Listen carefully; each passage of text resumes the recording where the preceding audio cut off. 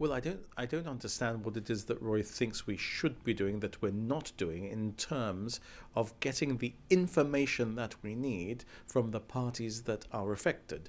We are already talking to the Chamber, to the Federation of Small Businesses, and to subcommittees of those two organizations, and directly with industry players in the sectors where there is potentially an effect in respect of the customs union.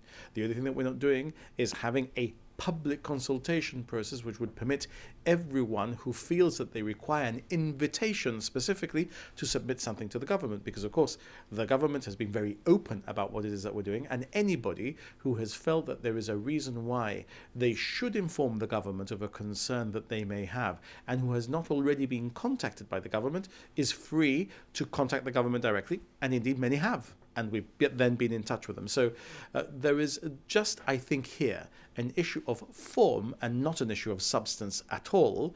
And I detect that Roy is simply trying to talk up this issue for his own political profile purposes. So, Chief Minister, what did you mean when you then said that, and I'm quoting you from your statement, that a consultation paper would only be relevant in the context of an issue on which the government has the freedom to choose to move in one direction or another? So are you saying that you don't have that freedom?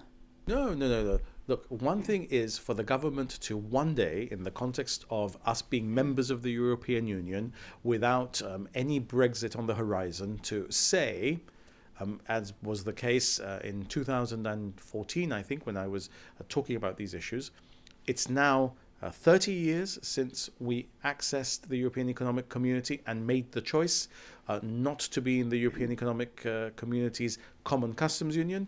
Do we think that is still the right choice?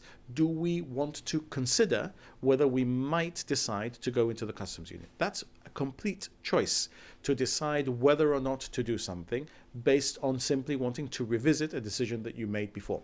It's quite another to be put in a situation where you're leaving the European Union and you have to decide what your new relationship with the European Union is, and you have to do that in the context of the negotiation we've just had now and the negotiation we're going to have to implement the New Year's Eve agreement. That is, having to have a view about whether or not, and if so, to what extent, you are going to have either some relationship with the Common Customs Union or no relationship with the Common Customs Union. So this is something that we have to determine one way or the other, not something that we have a choice to decide whether or not we want to have a discussion about and engage with the European Union on. But people may then be forgiven for thinking that whatever's decided may not even have been decided by Gibraltar and actually just foisted upon us.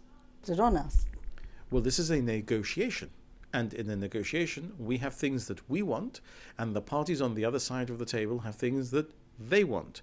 Some of those things could potentially cross our most sacrosanct red lines, and we know that if those things were to be put to us as the price of a deal, we will get up and walk out and not do a deal.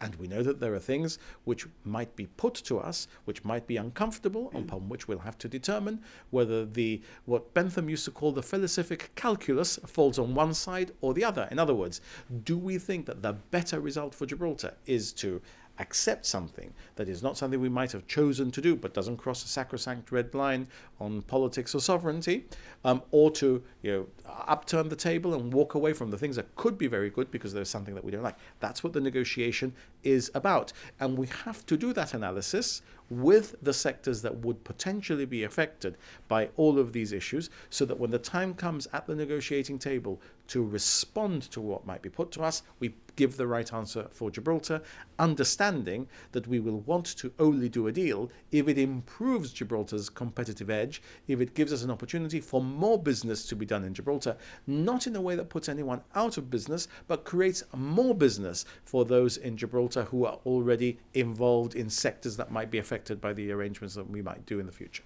Chief Minister, in a nutshell, it could be the lesser of two evils then. So I don't think that this is ever going to go to us being a part of a customs union. I think that you have to look at the whole panoply of options, from membership of the customs union to no relationship with the customs union. But the needle likely settles in a relationship with the customs union, rather than membership of or a customs union. But in order to be able to give the right answer, you have to do the exercise that we're doing. You have to carry out the consultation that we're carrying out, which we've announced some time ago we were carrying out, and which Roy has simply decided now he feels we should do in a slightly different way to the way that we're doing. And look, the people of Gibraltar elected us to be the government.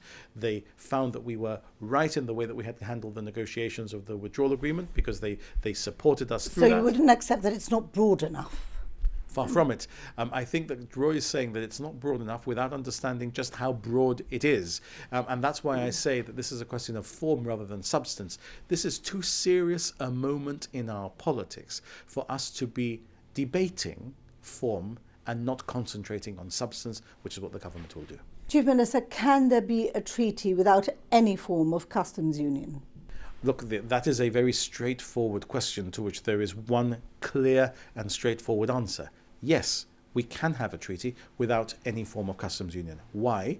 Because we will stick to the New Year's Eve agreement in what it is that we negotiate as a treaty with the European Union. The United Kingdom and Gibraltar, in a recent JMC in Gibraltar, which I chaired, agreed a position which was to seek only the parameters of the New Year's Eve agreement being converted into a treaty. And the New Year's Eve agreement says specifically, if there is a treaty, it will include provisions on mobility of people.